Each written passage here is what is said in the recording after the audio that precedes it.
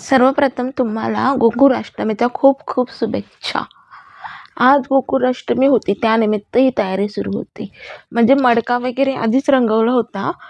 कारण ते सुकायला टाईम लागतं, त्याच्यासाठी ते आधी करून ठेवलं होतं, म्हणजे आदल्या दिवशी. आणि त्यानंतर फुगे वगैरे फुगवायचे होते.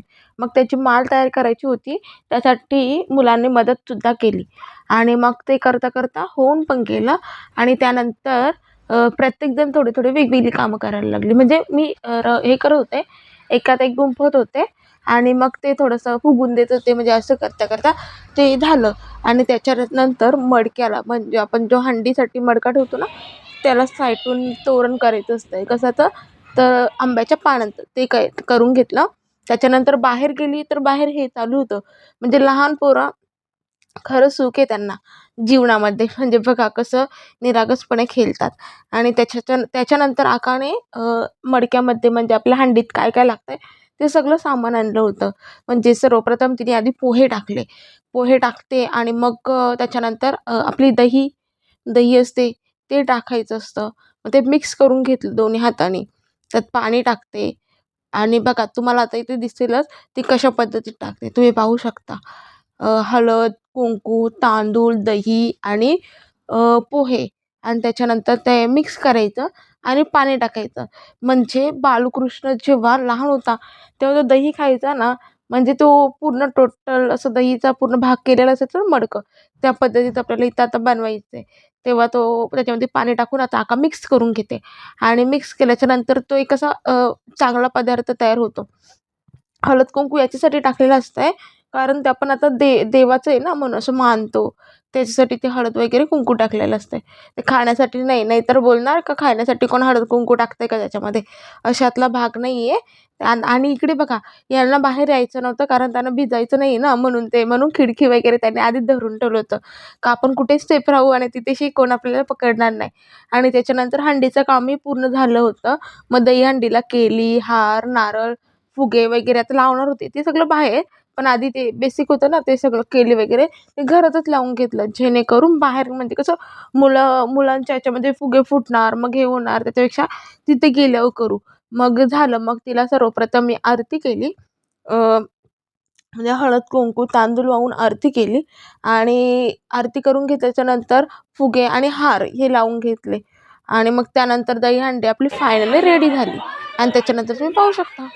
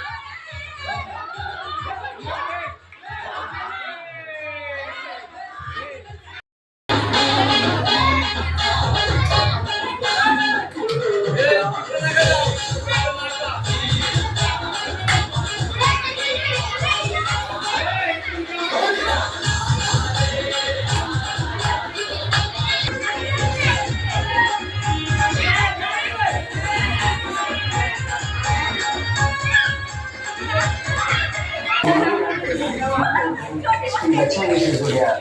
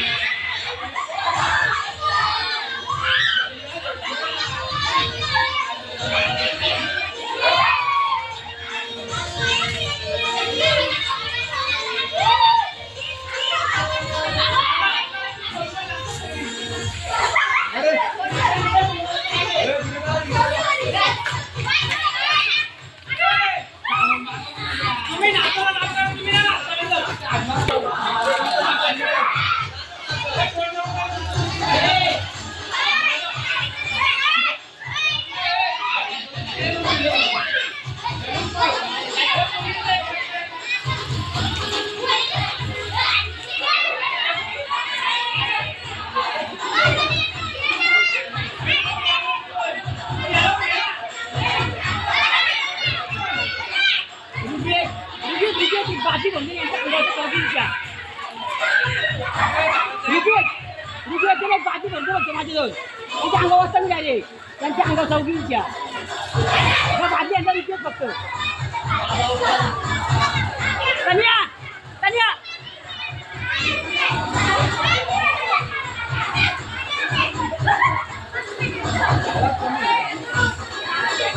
Yeah.